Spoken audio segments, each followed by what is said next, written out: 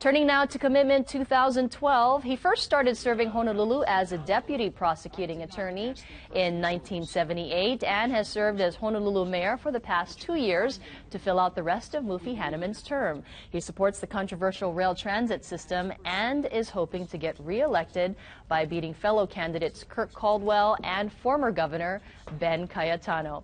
And joining us in studio this morning is Mayor Peter Carlisle. Good morning, Mayor. Thank you so much for joining us. A pleasure, bright and early. It's a pleasure seeing you here, too, as well, bright and early. Thanks for waking up early for us. Piece of cake. Well, I just wanted to know about the latest polls. You know, it shows that Ben Cayetano is in the lead, and he has been very successful in terms of the fundraising game as well. When you look at those two factors, is there any worry amongst you and your members of your campaign that you could be a one-term mayor? There's never any certainty when an election's involved, so a lot's going to depend on who turns out. But frankly, yeah, there's always some reason to be concerned about somebody who's good at raising money and who's got a well-known name. So, but it looks like his support has sort of stalemated at one particular area at the 40%, and isn't going any further. So the likelihood of him getting through this particular election and getting the 50% plus one vote doesn't look very high by almost everybody's evaluation of it.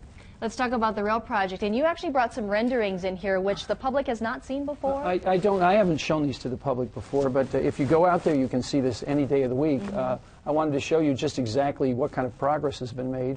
And there's a lot of people who are, I mean, the question is, have we gotten now to the point where it's the point of no return? Have we gotten to the tipping point of where this is an inevitability? And I would suggest to you, if you take a look at this and know that this is going to be going on under my administration until the end of this year, at the very least, you're going to realize that this thing is now at the point where it probably can't be stopped, which is really good news for everybody. So if Ben Cayetano was elected, do you think that the project could not be stopped? To a large extent, if I think because he disagrees with that. He does disagree with that. To a large extent, if he was to do something that was against the charter, he could be sued for that. He could get into all sorts of trouble if he doesn't do what the mandate is.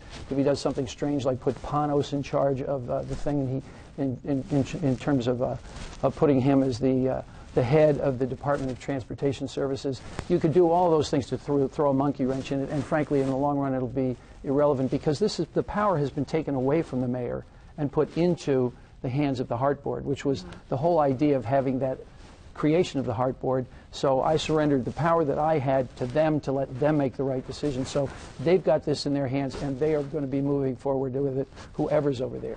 What do you make of the latest cost estimates? It says that there's about a $160 million cost estimate increase, but the project overall is still within budget. And you know that those opponents out there are saying that they believe that this is going to be a cost overrun in the future once some of these things all of those numbers are questionable. Their whole theory is wrong. You put this thing together, just this alone is going to generate $19 billion worth of economic activity, because the money that you put in to the person who is building it then goes into a car, that goes into an education, goes into food, goes into all of those things, and down. And so it's a factor that gets you up from the initial investment all the way up to about $19.1 billion, and that's small potatoes compared to what you're going to be getting with transit-oriented development, which will ultimately give us jobs and economic stimulation and an entirely revitalized future for Honolulu over the next 50 years. So the transit system in itself is going to create economic activity far exceeding its cost, and then if you take a look at the jobs that we need for the future,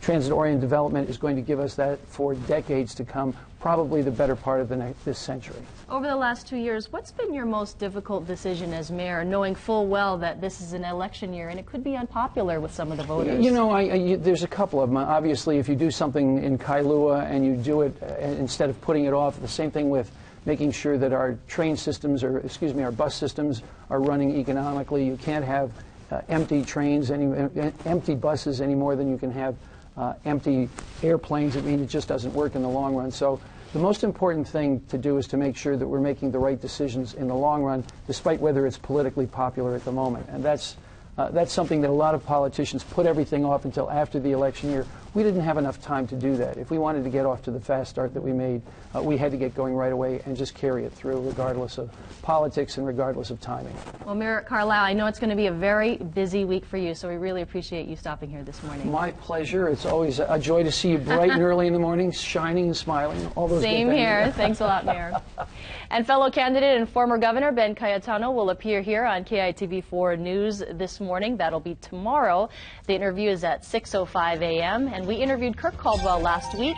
To see our political interviews, you can head to the top videos section or politics section of our website, KITV.com. It is 6:38. We'll be right back.